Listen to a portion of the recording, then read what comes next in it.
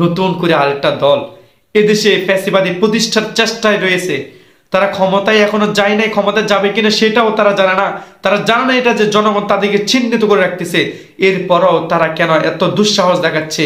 আবু সাইদকে অপহরণ করতেছে, তারপরে ওকে ধমক দিচ্ছে, ওকে থ্রেট দিচ্ছে, ওকে মেরে ফেলবে। আর এই মেরে ফেলার জন্য তো খুনি ফ্যাসিস্ট হাসিনার পতন হয়েছে। আপনারা কি দেখেন নাই খুনি হাসিনার পতন কেন হয়েছে? আপনারাও তো মনে হয় মিছিল আন্দোলন করেছিলেন, আপনারাও তো মুখের ছাপা মারেন যে আমরাও তো আন্দোলনে ছিলাম। কেন ছিলেন সেটা জানেন? কেন আন্দোলন করেছেন সেটা তো জানেন? কি ক্ষমতায় আসার জন্য? ওদের পতন হওয়ার পরে আপনাদের কেন এত আওয়ামী লীগ প্রীতি চলে আসছে আপনাদের ভিতর থেকে? আমার এটাই বোঝা আসে না। কেন আপনাদের ভিতরে আওয়ামী প্রীতি জমে উঠেছে?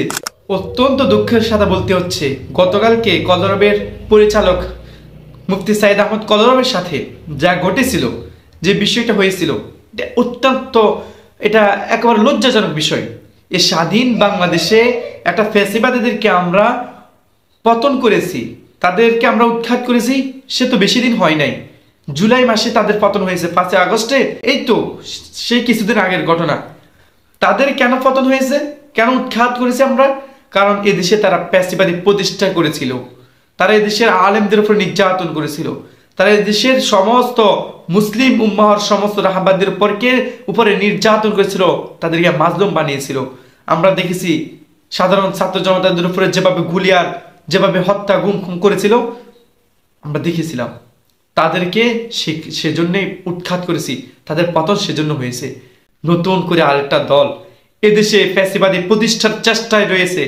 তারা ক্ষমতায় এখনো যায় নাই, ক্ষমতায় যাবে কিনা সেটাও তারা জানে না। তারা জানে না এটা যে জনগণ তাদেরকে চিহ্নিত করে রাখতেছে। এরপরও তারা কেন এত দুঃসাহস দেখাচ্ছে? আবু সাইদকে অপহরণ করতেছে, তারপরে ওকে ধমক দিচ্ছে, ওকে থ্রেট দিচ্ছে। আসিফ নজরুল 5 আগস্টের আগে ছিল একরকম, ছাত্র জনতার বিপ্লবের সাথে ছিলেন, বিপ্লবী একজন নেতা ছিলেন। কিন্তু 5 আগস্টের পরে কি হলো? আপনাদেরকে সচেতন হতে হবে। এদেশের মানুষজন আপনাদের জন্য জীবন দিতে প্রস্তুত। এদেশের মানুষ আপনাদেরকে নিয়ে গর্ব করে। আসিফ মাহমুদ আপনাকে নিয়ে পোস্ট করেছিলেন যে আসিফ স্যার আমাদের সাথে এই কাজ করতে পারে না, তিনি আমাদের সাথে ছিলেন, তিনি বিপ্লবী নেতা। আমরা স্বীকার করি, এখনো নিচ্ছে আপনি বিপ্লবী নেতা, বিপ্লবীদের মতো কাজ করেন। আমরা চাই সরকার হবে বিপ্লবী সরকার। এদেশে যারা নতুন করে আবার ফ্যাসিবাদী প্রতিষ্ঠার চেষ্টা করবে তাদেরকে চির নিষিদ্ধ করতে হবে এবং এদেশ থেকে তাদেরকে তাড়িয়ে দিতে হবে। এদেশে থাকার মতো তারা নয়। তারা এদেশে আবার নতুন করে ফ্যাসিবাদী চেষ্টা করবে, এদেশে গুম খুন হত্যা আইনাগর হাওয়াগর আবার বানানোর চেষ্টা করবে। এই সাহস তাদেরকে দেওয়া হবে না। তাদেরকে মনে রাখতে হবে এই 2024-এর মানুষজন, সাধারণ ছাত্র জনতা এবং সাধারণ জনগণরা তারা প্রতিবাদ করতে জেনেছে, তারা প্রতিবাদ করতে জেনেছে, তারা বুঝেছে কাদেরকে ভোট দিতে হবে, কাদেরকে ক্ষমতায় নিতে হবে। আপনি ক্ষমতায় যান নাই, তার আগে কেন ক্ষমতার অপব্যবহার করতেছেন? এটা ঠিক নয়, এটা ঠিক নয়। ক্ষমতায় যাইলে যে ক্ষমতার অপব্যবহার করতে হবে এটা কথা নয়। এটাই যদি হয়ে থাকে তাহলে আপনাদের জন্য আপনাদের পতন এবং আপনাদের ধ্বংস এটা আল্লাহর পক্ষ থেকে, আল্লাহর প্রদত্ত, এটা নিশ্চিত আমরা বলতে পারি ইনশাআল্লাহ। আল্লামা সাইদের প্রত্যেকটা কথা আওয়ামী লীগকে নিয়ে বলেছেন না যে সময় আসবে এমন ইন্দুরের গর্ত পাবানা পালানোর জন্য। সেই সেম কাহিনীটাই আওয়ামী লীগের সাথে হয়েছে।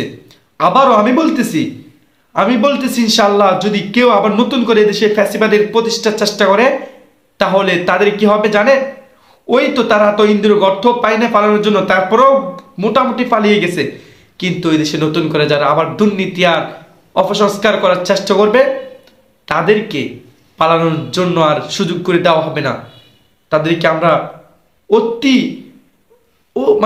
তাদেরকে খুব ভয়ঙ্কর অবস্থায় আমরা দেশের খুবই সর্বোচ্চ শাস্তির আওতায় আনবো ইনশাআল্লাহ।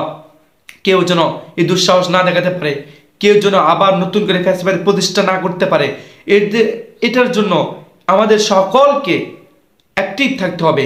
আমাদেরকে অ্যাক্টিভ থাকতে হবে। আমাদেরকে বুঝতে হবে রাষ্ট্র সংস্কার করার জন্য আমাদেরকে যা যা করতে হবে তার জন্য আমাদের সর্বদা প্রস্তুত থাকতে হবে।